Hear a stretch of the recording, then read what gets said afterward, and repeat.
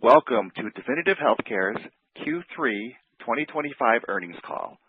Later, we will conduct a question and answer session. I would now like to turn the call over to your host. You may begin.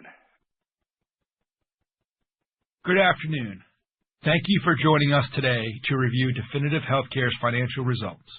Joining me on the call today are Kevin Coop, Chief Executive Officer, and Casey Heller, CFO.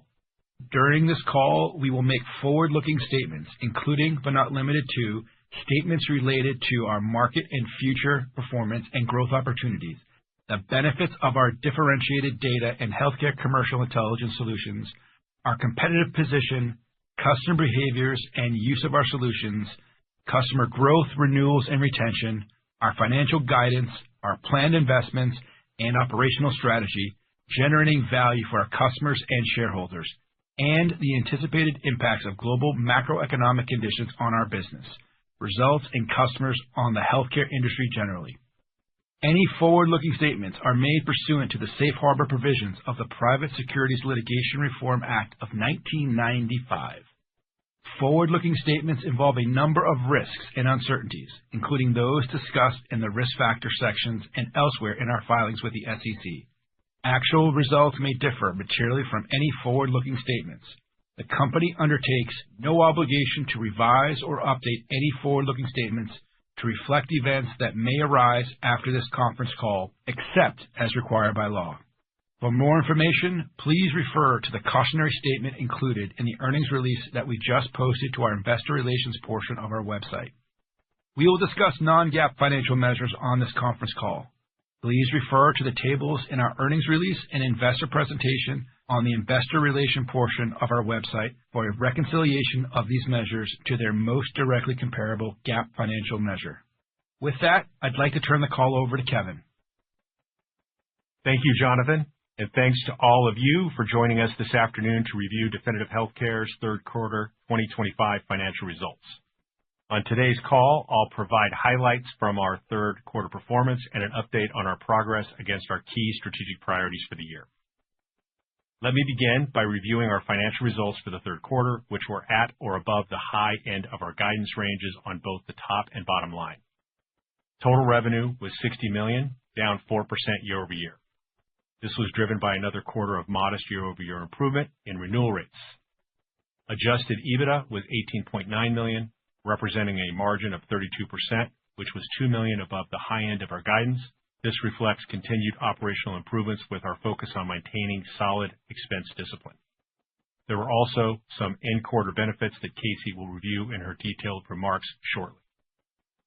We continue to generate solid cash flow, delivering approximately $51 million on unlevered free cash flow for the trailing 12 months. From an operational perspective, Q3 represents another quarter of steady progress. I am pleased to report that we are driving incremental improvement across each of our key strategic pillars, and I am encouraged by improvements we are seeing in the data across all of these focus areas. Our new logo production continues to respond the fastest to this attention. Total customer count in Q3 held steady at approximately 2,400. More importantly, our enterprise customer count grew by 10 since last quarter to 520 enterprise customers. This is the highest level we've achieved since Q3 of last year.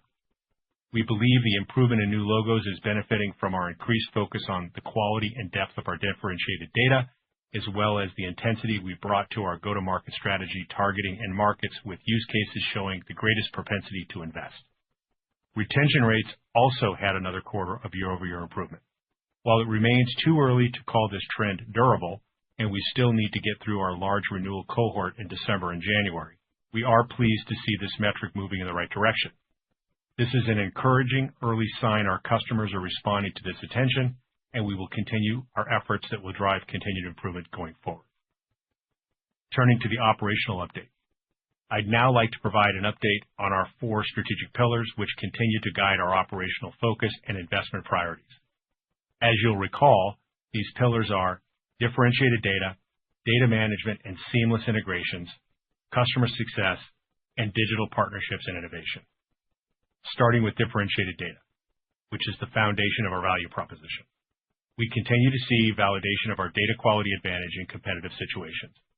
We are making good progress expanding and deepening our data sets with new sources, including bringing on a new claims data source in Q3 that addresses the data disruption in that market segment over the past year. But we are not satisfied with just returning to previous levels. So we are on track to add another new data source later this quarter that will return DH to above historical data levels. Again, strengthening our data assets are foundational to our business and will be a continued area of investment and focus, including how we expand and enhance our core reference and affiliation data assets. Some wins in the quarter that were driven by our differentiated data include a large multinational biopharma chose Definitive Healthcare to support their medical affairs team. Historically, their research to identify key opinion leaders in support of multiple product lines was performed manually. They recognized the value leveraging our solutions and data sets would enable them to more quickly and efficiently identify the right key opinion leaders with which to partner. This is a solid example of how our data solves tangible business challenges and builds a strong position for upselling and cross-selling as we support a future customer need. In another example, a medical device company chose Definitive because their current data provider was lacking critical insights on affiliation hierarchies within integrated delivery networks, which are critical to the effective identification of the correct buying decision makers. Our ability to master complex hospital affiliation data, claims data, contact info, and payer mix were key to securing this win. Core to this win was Definitive's ability to leverage and master both our differentiated data with that of third-party data so that the customer could generate highly accurate insights in support of their medical device marketing needs. Turning to our second pillar, that of seamless integrations, we continue to focus on making our data sets, proprietary software, and analytical capabilities available to customers in whatever way is most effective and efficient for their business needs. By meeting our customers' needs in the most efficient and effective manner, we enable our customers to more easily leverage our differentiated data through the systems of record and systems of insight of their choice. At the same time, we are making it easier for our commercial teams to win new customers. The easier and simpler we make it to embed Definitive into their workflows and processes, the more this will ultimately improve retention. We know that those customers that have integrated our data directly into their systems renew at significantly higher rates.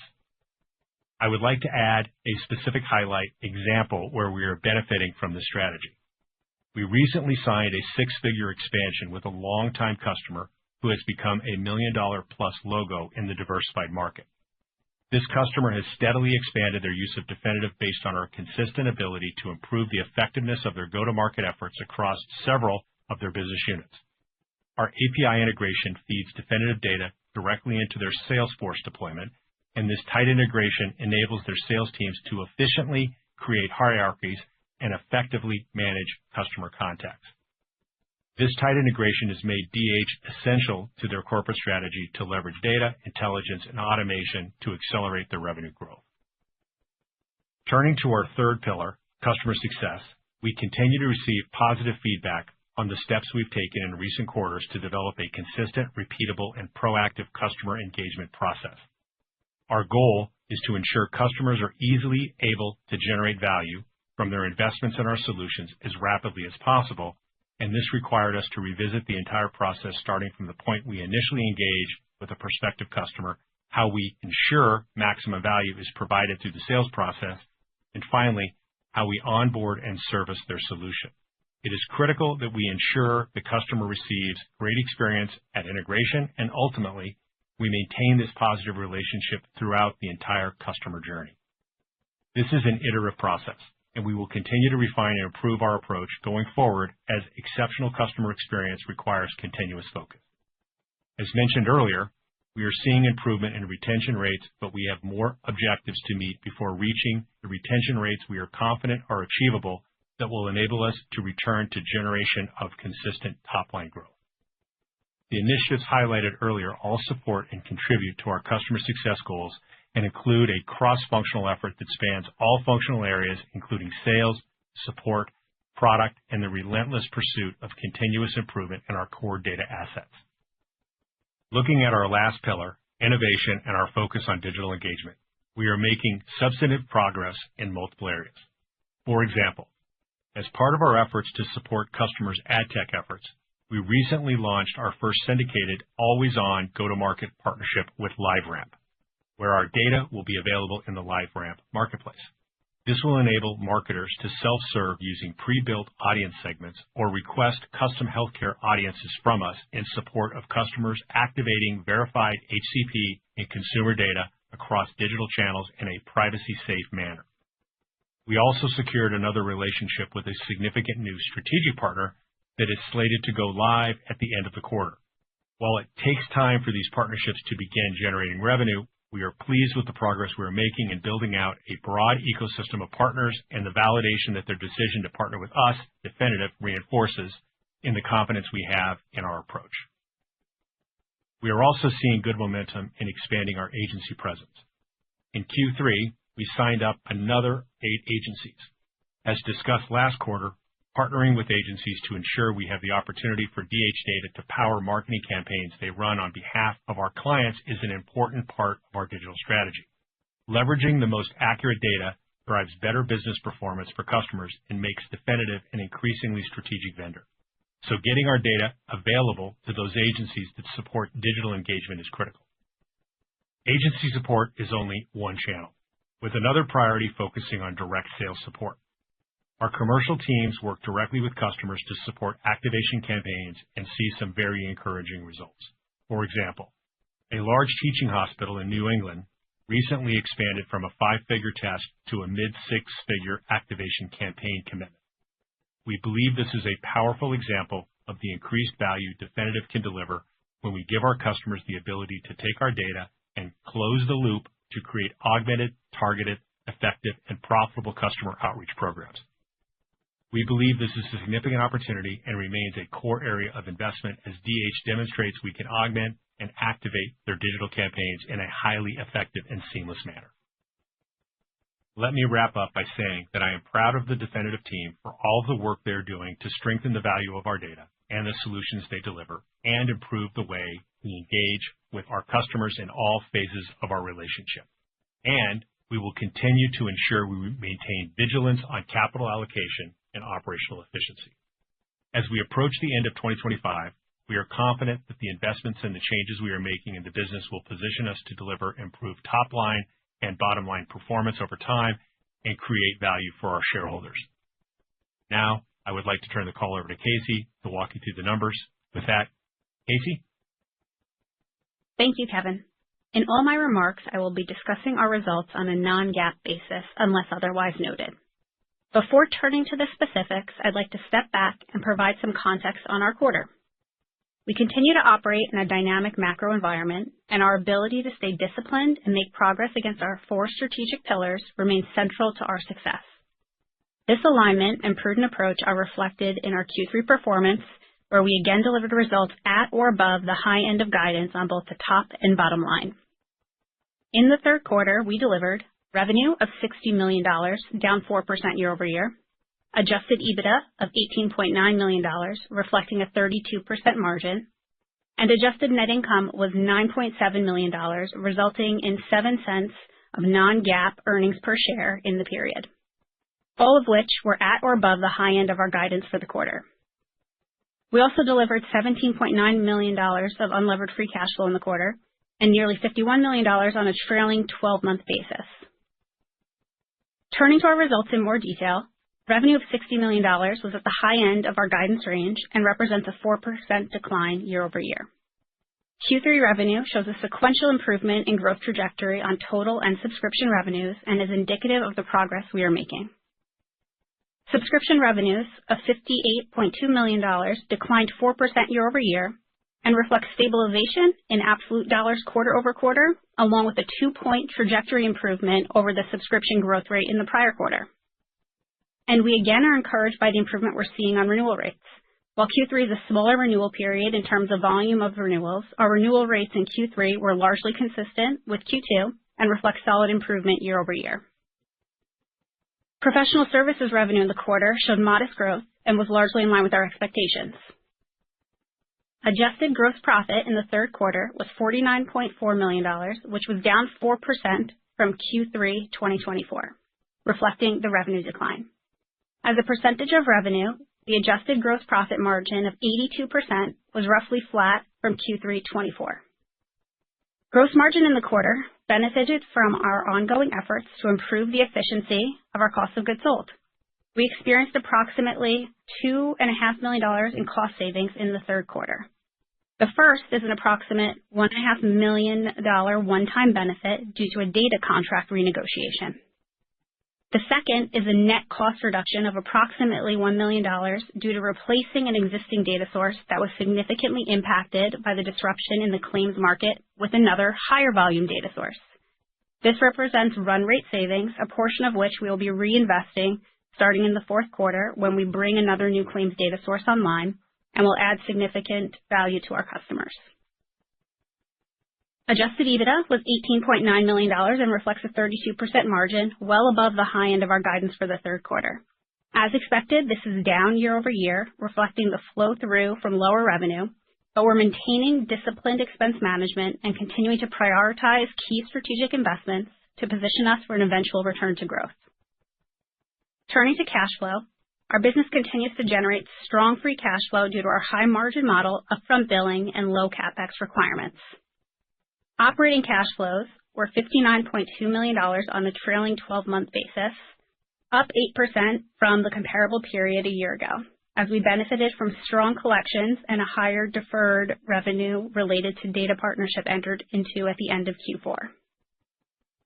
On a trailing 12-month basis, we generated nearly $51 million of unlevered free cash flow. Also on a trailing 12-month basis, our conversion rate of adjusted EBITDA to unlevered free cash flow was 73%, which is down about 30 points year over year. This decline reflects higher than normal CapEx related to one-time investments largely incurred in Q4 of 2024 and Q1 of 2025. Excluding one-time CapEx investments, the conversion rate is above 95% over the last 12 months. This cash generation provides flexibility to continue investing in growth while returning capital to shareholders, as evidenced by our repurchase of approximately 2 million shares in the quarter for a total of about $9 million, with about $49 million remaining under our authorization. At the end of Q3, deferred revenue of $92 million was up 7% year over year, and total remaining performance obligations were up 1% year over year. Current remaining performance obligations of $165 million were up about 1% year over year as reported as well. As mentioned last quarter, both our revenue results and current remaining performance obligations include the benefit from our data partnership signed late last year. We will anniversary the initial contributions of the multi-year agreement on CRPO at the end of Q4. Q3's CRPO growth rate declined mid-single digits, excluding the data partnership contributions. Our performance in the third quarter reflects continued progress against our key initiatives and delivered another solid quarter while we prudently manage the business. As we look ahead, we continue to be impacted by pressures on renewals and remain cautious on the macro environment. For the fourth quarter, we expect to deliver $59 to $60 million in revenue, a decrease of 4 to 5% compared to the fourth quarter of 2024. From a non-GAAP profitability perspective for the fourth quarter, we expect to deliver adjusted operating income of $13.5 to $14.5 million, adjusted EBITDA of $16 to $17 million, reflecting a 27 to 29% adjusted EBITDA margin. At the high end of the guide, adjusted EBITDA margins modestly expand year over year in the quarter. In terms of dollars, Q4's adjusted EBITDA is pretty consistent with Q3, adjusting for the one-time credits and factoring in planned investments. Adjusted net income of $8 to $9 million, or approximately 5 to 6 cents per diluted share on 145.8 million weighted average shares. Given we exceeded our expectations in the third quarter, paired with our outlook on Q4, we are again able to raise the midpoint of our full-year guide on both revenue and non-GAAP profit. We now expect to deliver revenue of $239 to $240 million for a 5% decline year over year. This raises the bottom end of our prior range by $2 million while holding the upper end of the prior guide. And we're in a position to take up the non-GAAP profit guidance for the year. We now expect adjusted operating income of $57.5 to $58.5 million, adjusted EBITDA of $68 to $69 million for a full-year margin of 28 to 29%. This is a $3 million increase to the midpoint of the guided range. Adjusted net income is expected to be between $34 to $35 million, and earnings per share are now expected to be 23 to 24 cents on a basis of 146.8 million weighted average shares outstanding, which incorporates the share repurchase activity through the third quarter. As we wrap up, I want to highlight that we're encouraged by our results through the first 9 months of the year and remain squarely focused on what matters most: improving customer retention, returning Definitive to growth, and driving long-term shareholder value. And with that, I would like to open it up for questions.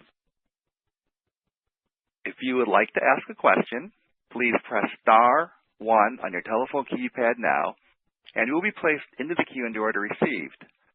Please be prepared to ask your question when prompted. Please keep yourself to one question and one follow-up question. Once again, if you would like to ask a question, please press star 1 on your phone now. And our first question comes from Jared Haase from William Blair. Please go ahead, Jared.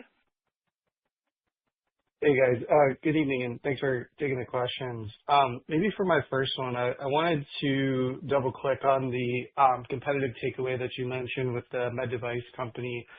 I'm curious, is that typically more common that you're seeing those opportunities for competitive wins, or are new logos these days kind of more white space opportunity?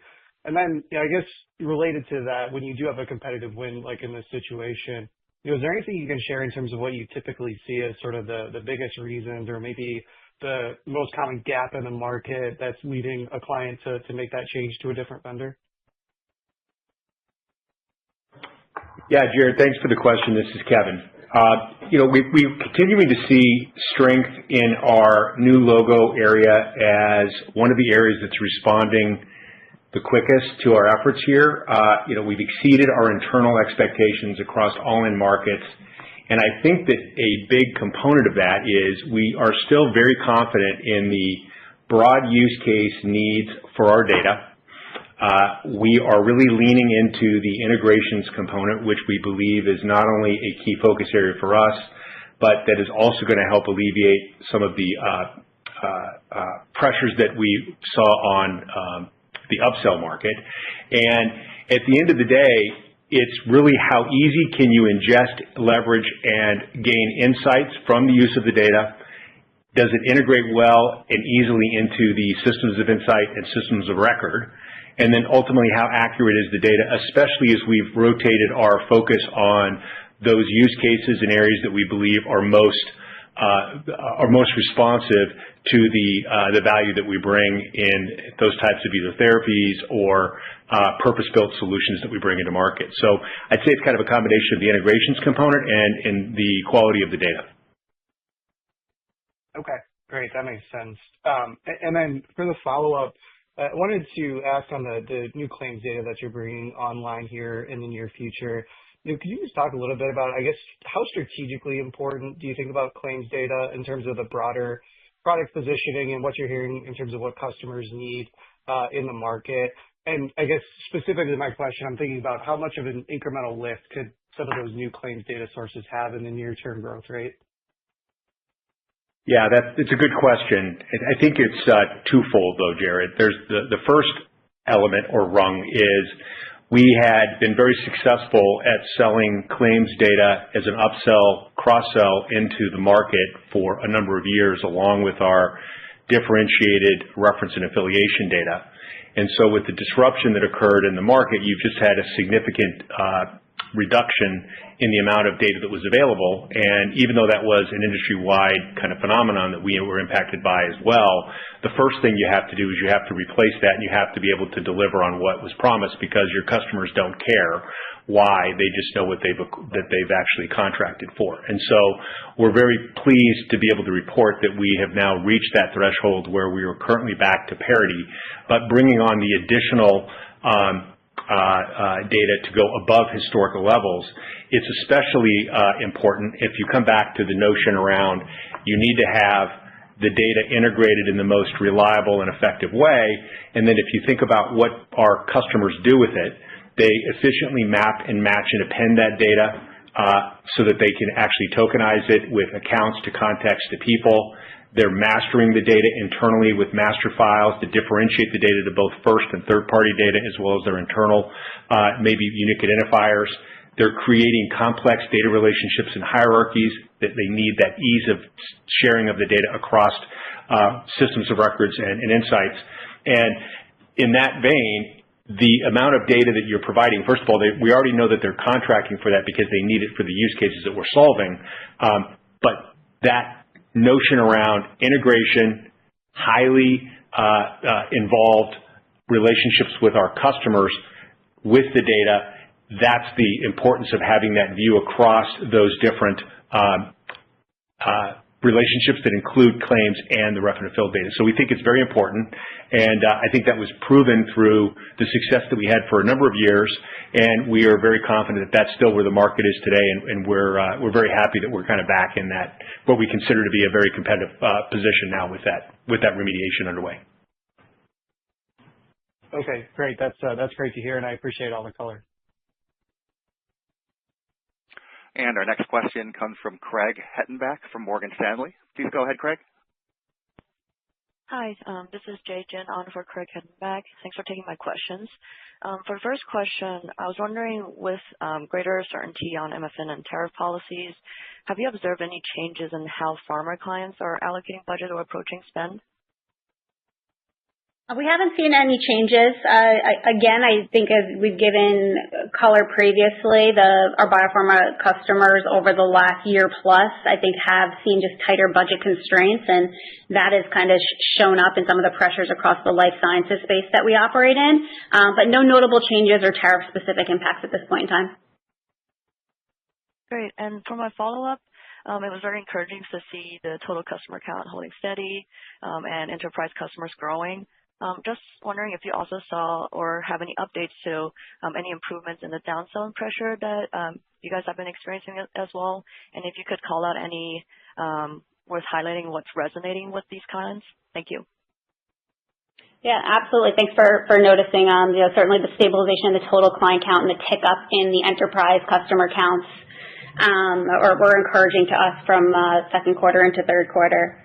That downsell pressure for us, again, remains pretty isolated into the life sciences space and touches exactly on kind of your initial question around what we're seeing within the biopharma. So no real notable kind of changes there. But, as we talked about a bit last quarter, that kind of goes into and follows through the life sciences space in terms of what we're seeing on the other side of it in terms of the upsell and being able to increase footprints within the life sciences space. And that also continues to remain challenged. So last quarter, I did mention that our net dollar retention expectations for 2025 were that we would expect net dollar retention to modestly decline year over year compared to 2024. That still remains the case, but again, we are happy that the underlying improvement we're seeing in our renewal rates is going to drive our gross dollar retention to be up year over year. And again, that's consistent with what we had said 90 days ago. And, maybe what I would just add to that is, I think it's reassuring that if you look at our diversified and life sciences in markets, which are the two largest that make up nearly 90% of our annual recurrent revenue, they were also very positive to the renewal rates versus Q3 of last year. And so I think it's encouraging because we think that a lot of our focus in these very core areas is starting to show up, and it gives us cautious optimism that even though Q3 is a lower volume renewal period, it's a positive sign that the focus, operational changes, and what we're doing is having a positive impact.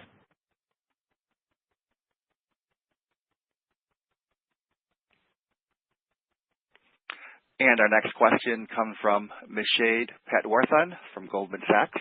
Please go ahead. Hi, this is Mishad. I'm on for Cash. I would like to just double-click on the agency part. You spoke about several agencies beginning to activate campaigns, and you also spoke about one of your plans, the New England Hospital, going beyond pilot activations.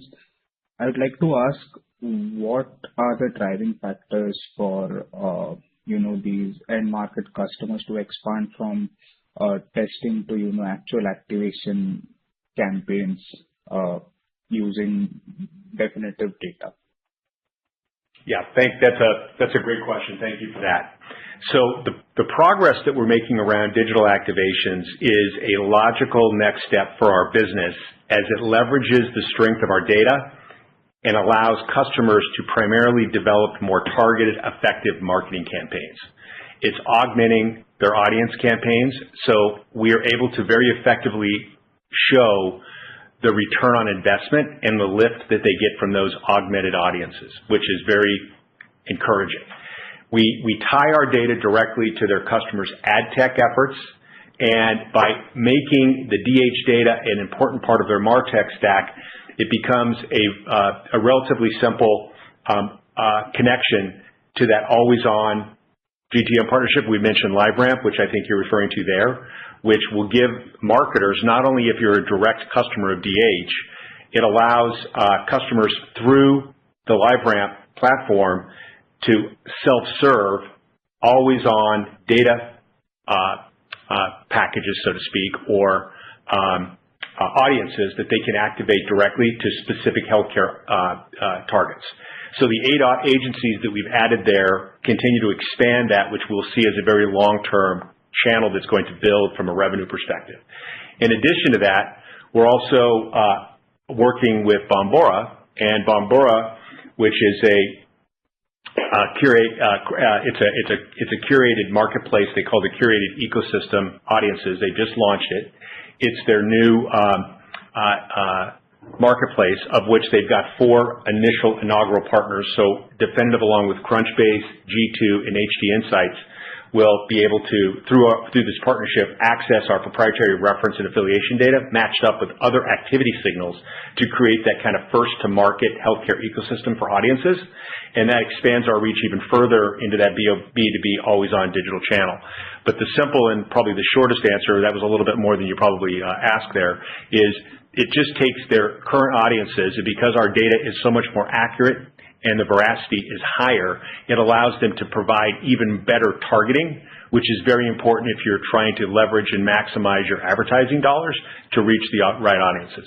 And so we've been able to now develop that relationship through these cases, which, for example, the example customer, where it started off as a very small test, because it was so effective, they in essence, they increased their commitment tenfold because they know that they're going to be able to get such a significant return on that dollar investment. Yeah, sounds good. Just a small follow-up on that. Do you have any visibility into which specific verticals are, more, are moving faster towards production and activation from pilots when it comes to agencies? I don't think at this point we're seeing much differentiation across kind of the verticals. I think that this is something that we're looking to make an impact in across each of our end markets. I think we've had a decent amount of success in the diversified space to date, but there's a lot of opportunity within the life sciences space as well.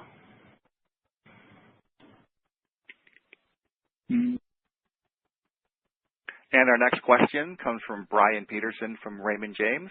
Please go ahead, Brian. Thank you. This is Jonathan McCary on for Brian. So I wanted to double click on the net new motion. We talked about kind of some modest improvements or stabilization in RR. It also sounded like you guys upticked on tone on the net new side. So I'm just curious, like, how did that perform versus your expectations? And then I'd be curious where you're seeing more strength as it relates to the partner or the agency ecosystem versus kind of your direct motion, or maybe it's across both, but would be curious any delineation there. Yeah, absolutely. So, as we're kind of taking a look at the business here, Kevin mentioned our new logo performance actually exceeded our internal expectations within the quarter. So that remains encouraging. That's been a pretty solid motion for us here now for several quarters, and we're seeing that broad base across each of the end markets. And we've been pleased with the improvement we've been making in the renewal rates. So it really is just kind of that element that I touched on a little bit earlier around some of the upsell and downsell pressures, frankly, within the life sciences space, are kind of having the drag there overall in terms of what how everything kind of gets rolled up at the top. touching quickly on the digital activation space, I think that, where we're seeing some acceleration is in the direct space at the moment. I think the agencies, those relationships take time to kind of foster. So while we've got, I believe, 20 or so under contract today, they're not all fully activating yet, but it's the building of those relationships that will make our audiences kind of available to all of the firms that will be tapping into them over time, and that we view as a really exciting kind of new revenue stream for us that will scale over time. Okay, great. And then just one kind of follow-up model housekeeping here. In the past, when we talked about adding additional data sources, there's also been some kind of temporary pressure in gross margin. Would you expect that number, just as we think about framing our model for next year, would you expect the gross margin to remain in the current ballpark, or should we expect some kind of near-term pressure there from those new data sources? Yeah, so there's a couple of dynamics within the data sources. So first, just from a year-over-year perspective, we're not guiding on 26 at this point, but we have been clear in second quarter, and then again now as we're talking about what we saw in third quarter, as we've been negotiating even existing data agreements, those have resulted in a couple of one-time credits. So in second quarter, we had about a $2 million credit. In third quarter, we had about $1.5 million. So those things would not be repeating. So that'll provide some year-over-year margin pressure. But at the same time, as we've been kind of onboarding data sources and mentioned that, there's another one that we took offline. So we're trying our best to balance this out. And we can talk more about margins and the profile come February, because I think that the revenue profile is going to play a role in that as well. And in my prepared remarks, I signaled that if you take a look at our current remaining performance obligations for coming out of third quarter adjusted for the data partnership, that's giving a bit of lift right now, that points to a mid-single-digit decline. So we do expect top-line pressure, which will obviously have an impact on what gross margins are going to do next year. Great. Thank you, Casey. And as a reminder, if you would like to ask a question, please press star 1 on your phone now. And our next question comes from David Larson from BTIG. Please go ahead, David. Hi, so it's great this is Jenny Shan on for David Larson. Thanks for taking my questions. It's great to hear that retention rates are improving. Can you just speak more on that upsell versus downsell dynamic? So are customers still staying on? It's just that they're spending less, because it looks like the overall customer count still looks pretty solid. And then as a quick follow-up, really appreciated all the color around the new wins and contract expansions. Just any of your thoughts on the future growth algorithm, the balance between new customer adds and expanding within existing customers? Do you expect that to kind of be a 50-50 mix, or weighted more heavily one towards the other of driving future growth? Thank you. Thanks. Appreciate the question. So touching on kind of a couple of the points you laid out there. So first, maybe just doing a final double click on the upsell versus downsell dynamics. I think that we've got a healthy motion overall within our diversified and provider spaces, and really where we've been seeing those upsell and as well as downsell pressures is really associated within the life sciences space.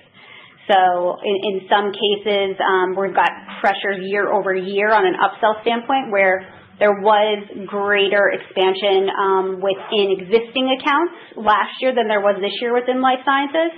And then on the downsell piece, again, it's those same customers that are under certain budget pressures or having, their internal teams put under greater scrutiny that we're seeing the downsell components. But as you pointed out, our customer counts stayed relatively stable quarter over quarter, which is encouraging.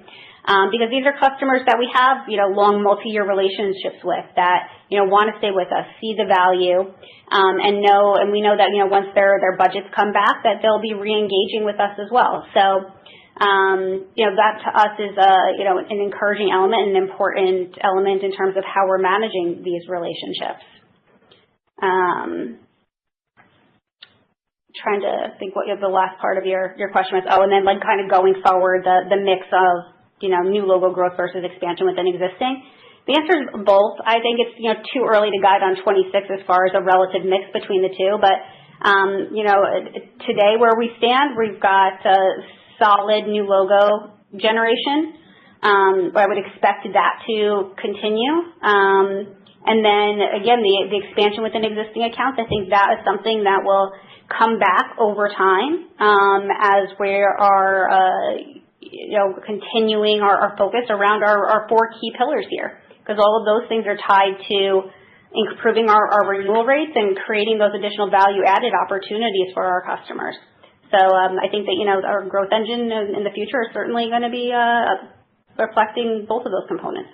Yeah, and I would say, Jenny, that the confidence really comes down to 5 or 6 really key points. The first is we know we still have very differentiated and valuable data that improves our customers' business performance.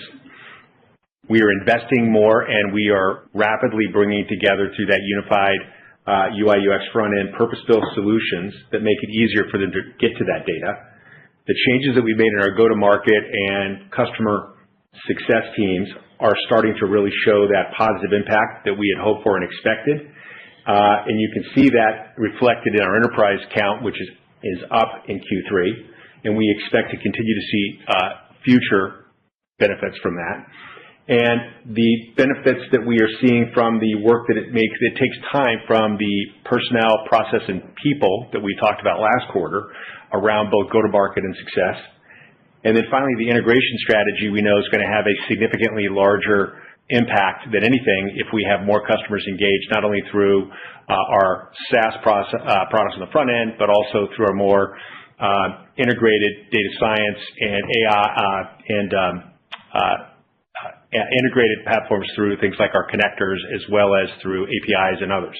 And then lastly, we're extending our existing AI investments into more of a product, data, and end user development as part of our 2026 roadmap.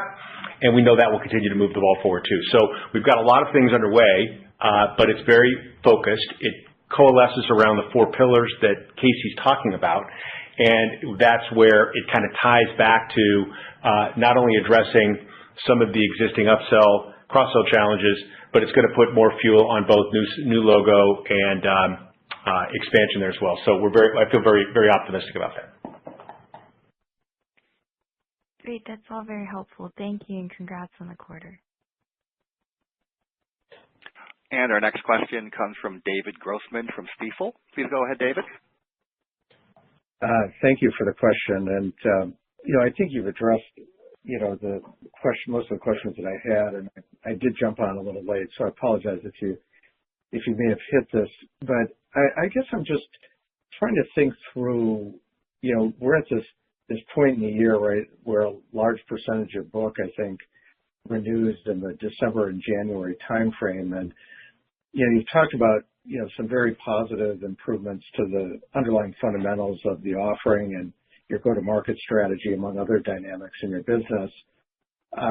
Yet there's still some kind of cyclical headwinds, that we're faced with. So I'm just trying to, and perhaps this is an unfair question, just somehow think about, like, what's the range of possibility, as we think about what the renewals can look like, over the next, 3 months or so, since that really defines what 26 is going to look like, and you kind of have to live with that for another 12 months. So, again, probably not a fair question, but just hoping you could provide some context for us to kind of think through that, given all these moving pieces in your model right now. Yeah, David, thanks for the question. It may be a difficult question, but it's also very insightful, and that is a very important one for sure. And, we know that especially December and January, those are significant cohorts of renewals for us, and we're very focused on that. We do know that in the macro and competitive environment out there, although we haven't seen enough notable changes over the last quarter that would alter our view that overall the market it seems to be stabilizing when compared with recent periods, but we still remain a little cautious there. You still have the current funding environment, interest rates. There's some regulatory uncertainty, which certainly impacts it a little bit. But we're still focused on what we control, which was increasing the quality of our data, augmenting our integration strategy, ensuring that our master data management efforts are in full swing, We've actually integrated now into our sales motion the activation and measurement capabilities that creates that real closed loop system. And, we've got our sales and support teams now integrated in a way that we know that we're hopefully delighting our customers in a much better way than we were, a year ago. And so all that being said, if you haven't been delighting them to the same degree that you are now, these things do take a while to get into the system. And I think your focus on Q4 and really January and December as the primary months is the correct one. And that's why we're so laser focused on that. So it's kind of I'm trying to address it as accurately as possible because we share the same focus. So on one hand, we are very confident that what we're doing is going to have that long-term, meaningful growth, return to growth that we are very, very focused on doing. And at the same time, we have to make sure that we maximize our current customer situation and what may or may not have been in motion when we sort of did the transition. And we feel good about that too. But those 2 months are going to be very important for sure. And maybe, I don't know, Casey, how you would want to maybe quantify that or any add to that, but we're trying to focus on what we control, and there is that variable for sure. Of course, thanks, Kevin, and thanks, David, for the question. So, as Kevin mentioned, and as you well know, our December and January renewals make up over 30% of the renewals that we have over the course of the year. So, super critical period for us, and will certainly shape the trajectory of 2026. But as we talked about, CRPO is our best kind of forward-looking indicator, but it's not perfect and needs to be looked at in context of the other kind of commentary we give on the business. So, in the prepared remarks, we shared that CRPO, excluding the lift from the data partnership, is declining mid-single digits. That's certainly a lot closer to our current trajectory, and certainly the numbers that we're looking at for Q4. And I think that's the right lens to be looking at in terms of the near term as well. The one dynamic to kind of point out is that given the heavy mix of renewals into December and January, if you look back over the last 2 years, we saw a step down in subscription revenues from Q4 to Q1. I think it's very reasonable to expect kind of a similar approach going from Q4 to Q1 as we head into 2026. So hopefully that gives you kind of a little bit of color as kind of starting to kind of think about the shape of 26. And of course, we'll give more color when we touch base again in February. No, that was actually really helpful. So can I ask just one follow-up to that? Is that if CRPO normalized for the large partnership deal you did last year comps out in the fourth quarter, is it I don't know all the details of the math, but arithmetically, is it very difficult to get that turning positive in the beginning of next year in the first quarter? If you have a really strong renewal, kind of period, or NRR, I should say, if you will, in the going into next year? Yeah, I think that there still is just a lot of work for us to do there, and I think that's a little bit tricky to kind of point to. I think that with the base of CRPO being roughly $165 million, if we're saying it's declining mid-single digits, excluding the data partnership, kind of says that there's a chunk there, like call it roughly $7 million or so to kind of make up for to get you back to a flat or low single digit kind of growth standpoint there. So, we're certainly focused on executing to the best of our abilities here. We've got a lot of actions underway by the team to really maximize that renewal period. But, our expectation exiting 2025 is that net dollar retention will be down year over year, and that's going to have an impact. Got it. All right, great. Very helpful. Thanks very much, and good luck. And our next question comes from George Hill from Deutsche Bank. Please go ahead, George. Hi, this is Liz on for George. Thank you for taking the questions, and appreciate the colors on the sort of the preliminary thoughts for next year in terms of renewals and the contract cycles. As we come into a critical times in December and January, how should we think about the cadence? Can you speak to the cadence a bit more in terms of Q4 and Q1, where we're typically having more of a sales seasons, and are you anticipating any actions in mitigating the churns, and how should we think about the impact on the customer account? And are you thinking, I guess, on the pricing perspective, are you thinking any actions on the pricing in the next few quarters? I think there was quite a bit to unpack there, so let us try and do our best on this one. I think that kind of the normal sales seasonality for us shouldn't be any kind of change. Again, there's a lot tied toward these renewal periods of December and January are super important for us, and that's where we remain really focused on having an impact. And, second quarter and third quarter were encouraging. We made a lot of progress on renewals there. Those are certainly smaller renewal periods, but we're hopeful. We've got the team really focused around delivering the best possible outcome for Q4. But there certainly is a range of outcomes as far as what that means for 2026 at this point in time.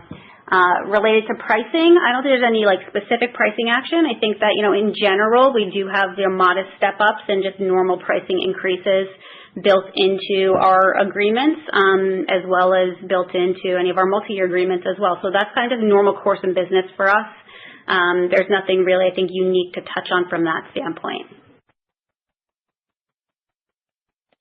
Thank you. And then I guess to follow up on where do you think about the market share growth from here? And are you thinking in right now as steady or expanding the market share over the next year? Yeah, for us, I think, we're obviously guided to a revenue decline for 2025, and, the early signals for 26 as well also point to some top line pressures. So we're much more focused on taking the right actions needed to return us to revenue growth. And then, we'll, take a look at what that means in terms of taking share, against the overall market once we kind of hit that point. But for us, this is really about kind of the building blocks and making sure we're executing against the fundamentals and the foundations of our business and our 4 strategic pillars really well, because those are the things that are going to improve our renewal base, and really get us back to, an eventual return to revenue growth. Thank you. That's very helpful. At this time, we have no further questions. This now concludes today's conference call. We would like to thank everyone for attending. You may now disconnect.